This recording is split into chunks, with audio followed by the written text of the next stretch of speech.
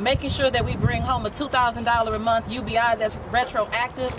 So earlier this week, Cori Bush defeated Lacey Clay, who is a staple in Missouri, comes from a dynasty. His father held that seat, lost to Cori Bush in an incredibly shocking win. Cori Bush is a progressive black, working class single mother, a nurse, a pastor, one of the lead Black Lives Matter activists in Ferguson, one of the original Justice Democrat, a COVID-19 survivor, and she's formerly homeless. Now, Cori Bush is one incredible fighter. I have several videos here that I want to showcase. Here she is on with Joy Reid on MSNBC. But of course, pay attention to what Cori Bush here has to say. Well, and your story is really moving. I mean, I was reading about the fact that, at one point, you had to leave your job. You're working in preschool education, lived in your truck, in your car for a while with your young children. You've been through those kinds of struggles. As you said, you're a working class woman. Do you think that that's what's missing in Congress? So many of those people are millionaires and multimillionaires. So many of them are not disconnected from the idea that $600 extra in your unemployment check could make all the difference in the world. That's something they can't relate to. Do you think the fact that you can relate to those kinds of struggles, do you think that that will make you a different kind of congresswoman, and in what way would you be different? Yes, it will make me a different congressperson. I think that we need to have different people from different walks of life that represent our country. And so this district is, we have a lot of poverty. But we don't just have poverty. So we need people who can represent on different levels in Congress. For me, being someone who has lived out of my car, let me tell you, that pain of the struggle that I've been through, I can still feel that pain right now. So that pain is walking with me into the doors of Congress, and that's what's going to feed me. That's what's going to fuel everything that I do. That, and then what I've seen the rest of the people in our community go through, how much we have had to fight. And when we're looking at what's happening in other places, it's like, why are we fighting so much? Why do we have to struggle so hard, especially Black women in this community? We're fighting so much. Where is the relief? Well, I'm ready to bring the relief. I'm ready to be that champion because I've been fighting this thing, unpaid fighting it, just because we need a different type of life. We need quality to our lives. We have to stop surviving St. Louis and start thriving here. All right, so great. Incredible comments there from Cori Bush. But before I even get to that, I have to just address the fact that this is on Joy Reid's show. Joy Reid has been somebody who's been fighting against a progressive agenda for the past several years on MSNBC. So, she brought in a body language expert to attack Bernie Sanders after a debate, a body language expert that had also been on Fox News multiple times to attack Democrats. She's been fighting against Medicare for All her entire career up until this month, where she finally came out publicly for Medicare for All. So, look, an imperfect platform here, but it's important that people like Cori Bush engage with these platforms to be able to spread their message to more people. And somebody who's been homeless, who's actually struggled, who understands what that's been like and has had a lifelong fight in activism, fighting for the average person. This is exactly what Congress has been missing for decades. And now, back in 2018 with the elections of AOC, Rashida Tlaib, Ilhan Omar, and others, and now with Jamal Bowman, Cori Bush, and others, you are beginning to see the Democratic Party unravel, the traditional Democratic Party unravel, and be made anew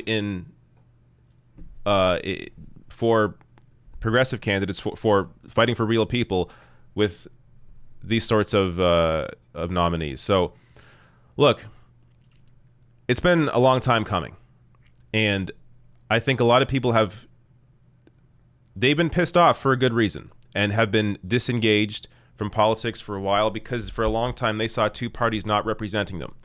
But now that you can see it's definitely possible to take down people that are even from political dynasties that have been a staple in their community for over 50 years, that it's possible to take those Democrats down, that means no Democrat is safe.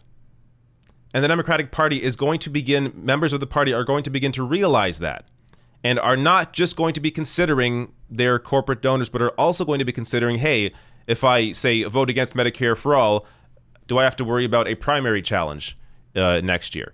So these are the kinds of thoughts that are now beginning to run through the heads of members of Congress. Now, let me show you. I got a couple more here. So Cori Bush was on a recent live stream with Bernie Sanders, Rashida Tlaib, and Jamal Bowman, and made some comments here as well about Medicare for all that are, as a nurse, Cori Bush has a unique experience dealing with healthcare. Cori, healthcare a human right? Absolutely. It's a human right. As a nurse and most of my background being in community health, I've seen my patients die because they didn't have health care. My patients were rationing their insulin, and not only rationing the insulin, but they were then sharing it with a cousin, so just totally going against the doctor's orders, and they weren't getting the medication that they needed. And so they would die. They would get a foot cut off, then a leg, and then they would die. Just thinking about what that also does to your credit. How do we come out of a place of poverty if we don't have insurance? That is always that's going to our credit. And for somebody like me, if I'm a Black woman making 61 cents on the dollar, so I don't even get my whole dollar. And then on top of that, if I don't have insurance, then that money is, then I'm in this spiral of debt. And then, even myself, just thinking about working as a nurse, I remember having a patient. It was a young woman. She had 4 children. They were all stair-step. And this woman made her way to the mental health clinic. She took public transportation with these 4 children. She was actively hallucinating. She was not well. She needed her medicine, but she made it all the way to the clinic. She sat in the waiting area for an hour and a half waiting to see the doctor. We finally got her in to see the psychiatrist. The psychiatrist wrote medications for her. She was so happy because she was there. She walked into my office. The issue was she didn't have health insurance. And so I had to find a way to get her medication, $3,600 worth of medication. I had to try to find that. But the problem was those particular medications we couldn't give her that day. So I had to tell this woman that came through all of that had these children that were screaming and jumping off of everything. And, she was just trying to get help. She came to the clinic to get help, and we couldn't help her. We have to do better because we did not do her a service nor those children a service. So there are a million stories like that in America. Millions of people who can't afford their health care, or now during coronavirus have been kicked off their health insurance because it's tied to their employer. I can't explain to you how insane that system is. As an outsider who is not American, I can't explain to you how insane it is to have healthcare tied to your employer. What sense does that make? That's just a pure benefit for the employer, because then they can treat you like crap. They can pay you a low wage. But if you have great healthcare, then a lot of people are going to stay in that job, even if they hate their boss, hate what they do, don't enjoy the work. They're going to stay in that job because if they lose, they're going to lose health care. So millions of people stay in a place in their life where they are unhappy because they are afraid of losing their health care. That's completely insane. And then when you have a pandemic like this and you lose your health care, lose your job, you got nothing. Other countries guarantee health care to their citizens in all different ways. To give you the example, in Canada, it is essentially like a Medicare for all system. It is a single payer system. Everybody pays into it. The wealthiest people, your Congress people, would be on the same healthcare plan as you are under a Medicare for all system. So how bad is it really going to get if the wealthiest people and your Congress people are on the same healthcare plan as you are? And another example, in Canada, you can, just going back to the healthcare and the employer thing, you can leave your job, you can go back to school, you can start a business, and the entire time you have the exact same healthcare plan because it's completely separate from what you do for your career or what you're doing in life or where you are in life. It's completely separate. So you have the same doctor the entire time. I've heard stories from Americans. They've had like 20, 30 different doctors because they always have a different doctor. I've had 2 doctors my entire life. And it's only because the first one retired and was replaced by the second one. That's the only reason. But I've had the exact same doctor my entire life. That's most people that have a family doctor that they like under a universal system. Because why would they have to change doctors unless they move? So it's just a completely different experience. You never think about healthcare. This is the other thing that Americans, I don't think, really truly understand. Healthcare is never on my mind. If I need it, if I wake up sick, then it's on my mind. I go to the doctor, see the doctor, get prescriptions, whatever. But in everyday life, I'm not thinking about it. But Americans have to think about the cost, have to think about it being tied to their employer, and if they're going to lose it, and what kind of out-of-pocket expenses are they going to have? How much is, say, insulin going to be? Insulin is 1/10 the cost in Canada compared to the U.S. Again, just it's a completely different way of life, because healthcare is directly tied to your life. So if you don't have healthcare, if you're in a place in the U.S. where you are not making a lot of money or don't have a job, just lost your job, you don't have healthcare, the amount of stress that puts on the individual and families in general, it's completely insane. It's an insane way to live. I got one more clip here. This is Cori Bush, after she won, discussing what one of her first goals are going to be when she gets to Congress. Making sure that we bring home a $2,000 a month UBI that's retroactive, that will last for a year. But that $2,000 a month, this is for COVID-19 relief, that $2,000 a month does not mean take money away from social programs that we have right now. We have to put more money into that, but then also a reinvestment in our school system, taking that money that was taken out of the federal education system and put into private prisons, defund that. We need to go and get that money back and put it into our schools. This is exactly what Americans need in Congress.